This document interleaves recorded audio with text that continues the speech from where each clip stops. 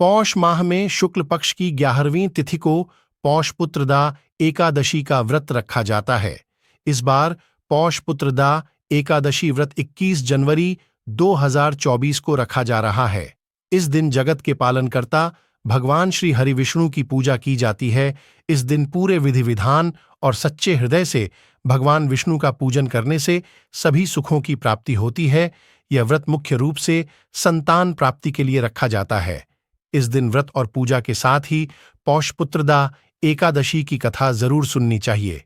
पौष पुत्रदा एकादशी की व्रत कथा पढ़ने या श्रवण करने से व्यक्ति को संतान प्राप्ति के साथ सभी सुखों की प्राप्ति होती है।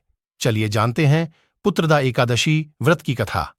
बहुत समय पहले भद्रावती नगर में सुकेतु नामक राजा राज्य किया करते थे। उनकी पत्नी का नाम शैव्या था।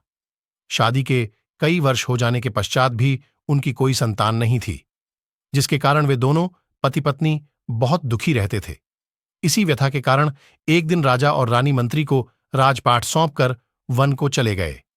इस दौरान संतान दुख के कारण उनके मन में आत्महत्या करने का विचार आया, लेकिन उसी समय राजा को यह बोध हुआ कि आत्महत्या से बढ़कर कोई पाप नहीं है।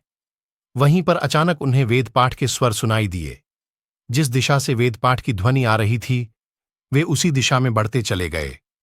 जब वे साधुओं के पास पहुंचे तो उन्होंने अपनी सारी व्यथा उन्हें सुनाई, जिसके बाद साधुओं ने उन्हें पौष पुत्रदा एकादशी व्रत के महत्व को समझाया।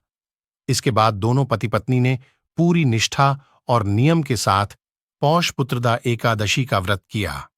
इस व्रत के प्रभाव से उन्हें संतान की प्राप्ति हुई।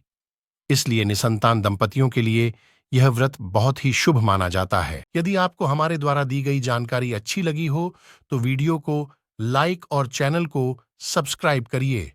धन्यवाद।